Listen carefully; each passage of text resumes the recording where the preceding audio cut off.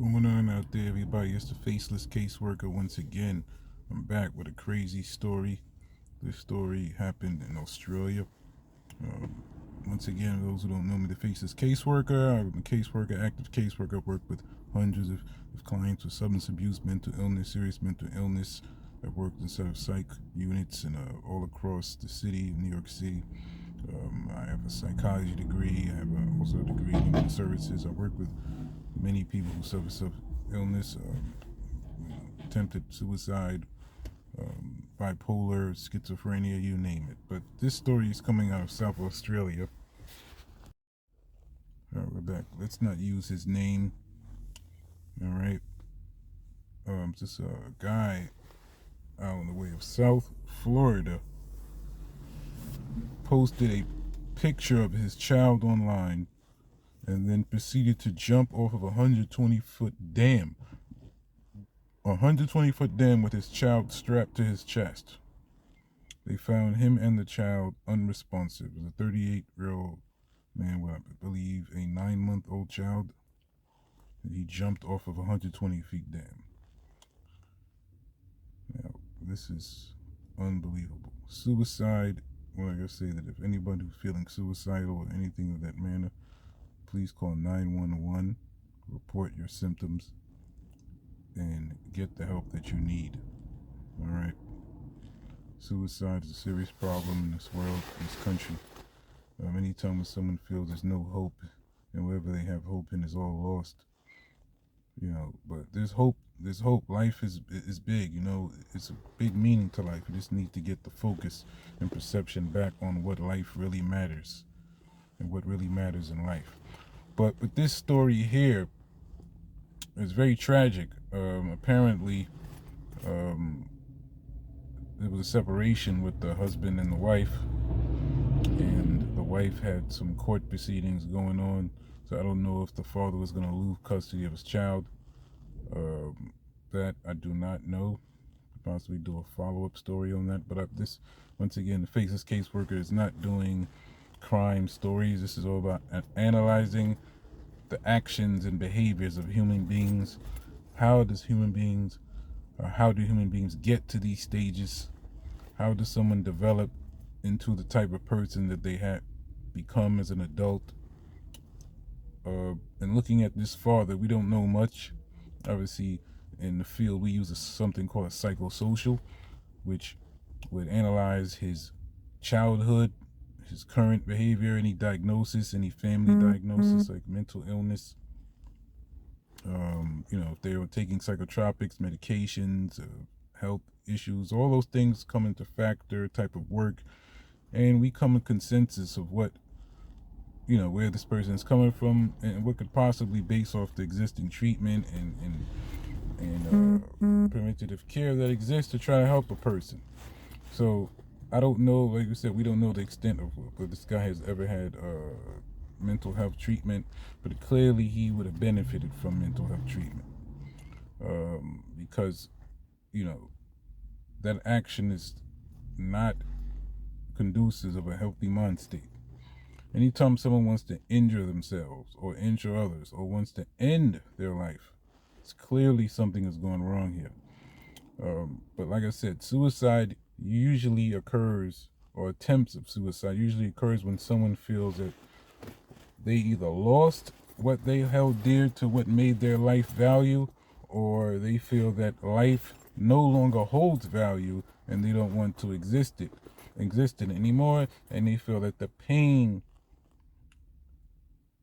is too much for them to bear and they rather end this pain, and becomes the only solution, the only sedative, the only prescription to relieve their stress, which we know, in a normal perception, that's wrong. It could be a chemical imbalance that's making this person feel that way. But all in all, with this case here, it's a terrible tragedy. Condolences to the family. Hopefully they have some kind of grieving services. They usually have for every city. They have grieving services like they have in New York, where they send out, and those who experience a trauma, especially children, will get a therapist and therapists work with the kid to think out these things, so they won't hold them in internally. I mean, things that you hold internally, that's a whole nother story that we may get to one day. But you guys can leave some comments about anything that you think, topics that I can touch on, and you may feel that need to be spoke on when it comes to mental health and feelings and how people feel and your development in life and what would make you, become a productive individual. Because, to each one is to teach one. Mental health is an important thing. You can have $1 trillion, but if you're suffering inside, it won't save you. We see countless celebrities, end their lives, and we lose such talented people, um, from drug use and untreated trauma. And this is the problem. This is one of the biggest problems that affect everything from work to family to relationships. Untreated trauma and mental illness, it will put a barrier and it will block healthy relationships, and it's hard to socialize. I mean, it affects anybody's output and outcome of how hard and how great they can be at their job and the things that they love. Right? We lose countless and countless peoples, day in and day out. And this is another story that's tragic when kids are involved. I mean, when you lose a child for something that could have been prevented, it's terrible. That's why you got to be careful. You got to be careful when it comes to relationships, because these underlying things that go on inside the minds of those that you may date can come out to play in your life and come to haunt you and hurt you. For instance, you have to be careful. It seems that, you date somebody, you meet somebody, you don't know what could possibly happen. We don't know them. There's no psychosocial for the people that you date. You don't know if someone will want to harm your child later on in life. You don't know these things. You can try to use your sixth sense, but you just don't know. If a relationship goes bad and you feel, hey, it's time for us to separate, you're hopeful that a person can separate in a healthy manner. I guess that when you're in a relationship, these are things that you need to talk about. And like I said, communication. When you speak on talk therapy is about listening for the practitioner or the therapist or the case manager or the mental health therapist or the social worker or the doctor. It's all about listening. And for the person who's participating, it's all about to speak the thoughts that you feel, express your emotions, and in return, the person listening will relate those things back to you. And maybe through the sense of you hearing it, you may come to an understanding of how you're feeling and why you're feeling those things.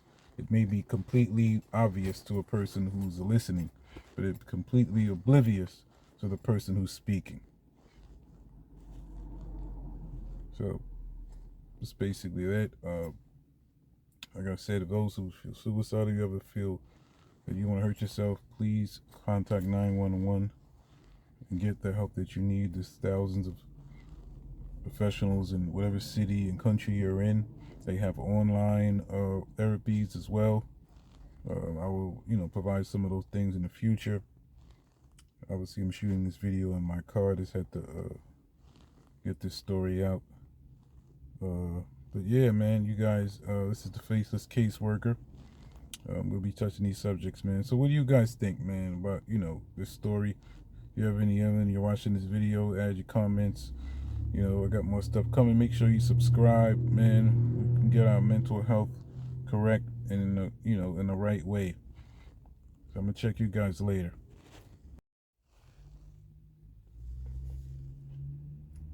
What's going on out there, everybody? It's the Faceless Caseworker once again. I'm back with a crazy story. This story happened in Australia.